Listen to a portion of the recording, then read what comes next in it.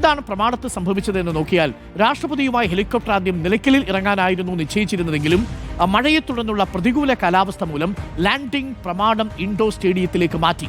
പ്രമാണത്ത് concrete ചെയ്ത് helipad ഒരുക്കിയത് ഇന്ന് രാവിലെയാണ്. അതായത് കോൺക്രീറ്റിന് ഉറയ്ക്കാനുള്ള സമയം കിട്ടിയില്ല. അതിനു മുൻപ് തന്നെ ഹെലികോപ്റ്റർ അവിടെ ലാൻഡ് ചെയ്യുന്ന സാഹചര്യമുണ്ടായി. ആ സമയത്ത് ഹെലികോപ്റ്റർ ഇറങ്ങിയ രാഷ്ട്രപതി കാറിൽ കയറി നിലയ്ക്കലേക്ക് റോഡ് മാർഗമാണ് പോയത്. പിന്നാലെ പോലീസുകാരും ഫയർഫോഴ്സും ചേർന്ന് ഹെലികോപ്റ്റർ തള്ളി നീക്കുകയാണ് ഉണ്ടായത്. നമുക്കതിന്റെ ദൃശ്യങ്ങൾ ഒന്ന് കണ്ടുവരാം. യഥാർത്ഥത്തിൽ രണ്ടാമതൊരു ഓപ്ഷൻ ഈ ലാൻഡ് ചെയ്യുന്നതിനുള്ളൊരു ഹെലിപ്പാഡിന്റെ ഓപ്ഷൻ നേരത്തെ അധികാരികൾ കണ്ടിരുന്നില്ല. നിലയ്ക്കലിൽ 100% രാഷ്ട്രപതി ഇറക്കാൻ കഴിയുമെന്നാണ് അധികാരികൾ കരുതിയിരുന്നത്. പക്ഷേ കാലാവസ്ഥ മോശമായപ്പോഴാണ് പ്രമാണം ഇൻഡോർ സ്റ്റേഡിയത്തിലേക്ക് മാറ്റിയത്. അപ്പോൾ എന്താണ് അവിടെ സംഭവിച്ചതെന്ന് നമുക്ക് ആ ദൃശ്യങ്ങളിൽ കൂടി ഒന്ന് കാണാം.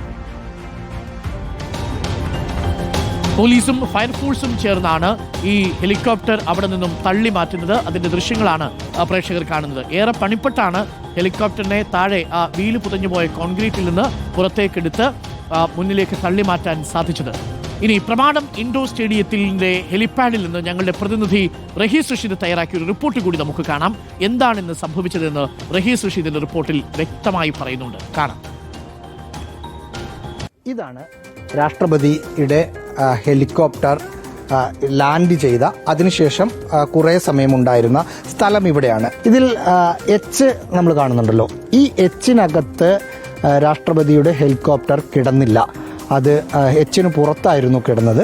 അതുകൊണ്ട് എച്ചിനകത്തേക്ക് കയറാൻ വേണ്ടി തള്ളി നീക്കി എന്നതാണ് ഔദ്യോഗിക വേർഷനായി ആഭ്യന്തര വകുപ്പും ഒപ്പം CPM-ന്റെ നേതാവ് കൂടിയായ KE ജനീഷ് കുമാറും പറയുന്നത്. ഇതിനകത്ത് ഈ ഭാഗത്താണ് ഈ ദൃശ്യങ്ങളിൽ കാണുന്ന ഈ ഭാഗത്താണ് നമ്മൾ ദൂരെ ദൃശ്യങ്ങളിൽ ഹെലികോപ്റ്ററിൻ്റെ ഒരു വീല് ചാഞ്ഞതായി കാണുന്ന ഒരു സ്ഥലം ഇതാണ്. ഇവിടെ ചെറിയൊരു കുഴിയുണ്ട്, അത് വിണ്ടിട്ടുമുണ്ട്.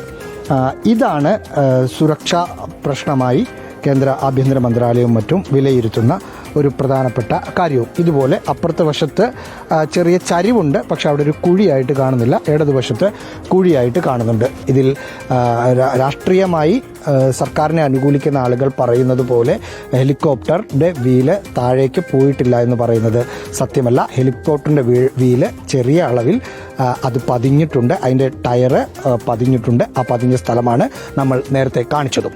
വീഡിയോ ജേർണലിസ്റ്റ് വിഷ്ണു പ്രസാദിനൊപ്പം reporter Rahees Rasheed, in reporter, Pathanamthitta.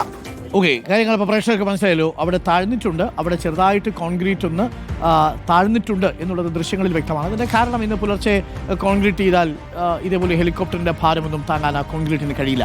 അതാണ് യഥാർത്ഥത്തിൽ സംഭവിച്ചത്. അപ്പോൾ എന്തുകൊണ്ടാണ് നിലയ്ക്കലിൽ അല്ലെങ്കിൽ മറ്റൊരു ഹെലിപാഡ് രണ്ടാമത്തെ ഓപ്ഷനായി കരുതാതിരുന്നത് എന്നതാണ് പ്രധാനപ്പെട്ട ചോദ്യം. ആഭ്യന്തര മന്ത്രാലയം ഇതിൽ പോലീസിന് വീഴ്ച വരുത്തി എന്നുള്ളൊരു നിഗമനത്തിൽ എത്തിയിട്ടുണ്ടെന്നാണ് നമ്മൾ മനസ്സിലാക്കുന്നത്.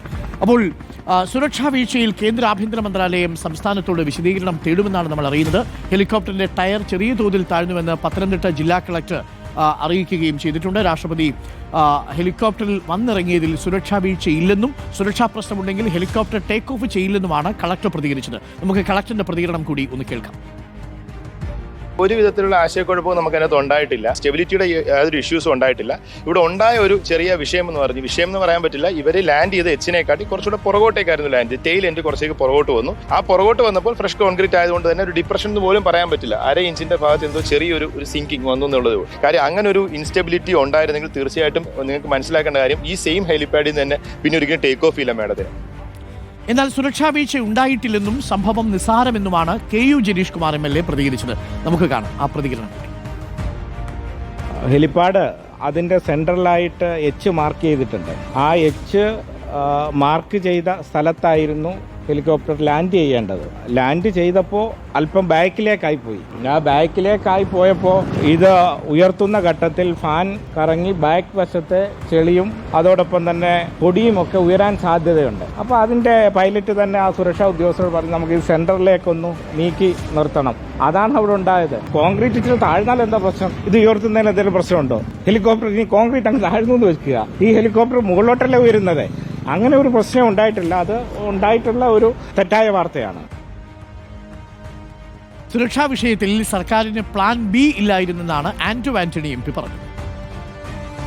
ഇന്നലെ രാത്രിയാണ് നിലയ്ക്കലെ ക്ലൈമറ്റിലുണ്ടായിരിക്കുന്ന ആ വലിയ മാറ്റം കണ്ട് അവിടെ പ്രതിസന്ധി ഉണ്ടാകും എന്ന് കണ്ടുകൊണ്ട് ഇവിടെ കട്ട നിരത്താനും അതുപോലെ മെറ്റൽ നിരത്താനും കോൺക്രീറ്റ് നിരത്താനും ഒക്കെയുള്ള ശ്രമങ്ങൾ തുടങ്ങിയത്. രാഷ്ട്രപതി എന്ന് പറഞ്ഞാൽ ഇന്ത്യയിലെ പ്രോട്ടോകോളിൽ ഒന്നാമതാണ്. രാഷ്ട്രപതിയുടെ സന്ദർശനം വരുമ്പം ഒരു പ്ലാൻ എ തയ്യാറാക്കുന്നുണ്ടെങ്കിൽ അതിന്റെ ഒരു ഓൾട്ടർനേറ്റീവ് പ്ലാൻ ബി വേണ്ടേ? ആ പ്ലാൻ ബിയെ കുറിച്ച് ചിന്തിച്ചില്ല. സാധാരണഗതിയിൽ രാഷ്ട്രപതി വരുമ്പോൾ ചെയ്യുന്ന ക്രമീകരണങ്ങളുണ്ടല്ലോ പോകുന്ന റൂട്ടിൽ, ആ ക്രമീകരണങ്ങളൊന്നും ചെയ്യാൻ സാധിച്ചില്ല. പ്ലാൻ ബി തയ്യാറാക്കുന്ന കാര്യത്തിലുണ്ടായ ഒരു വീഴ്ചയാണ് ഹെലികോപ്റ്റർ ഇവിടെ താഴുന്ന സാഹചര്യം ഉണ്ടായത്.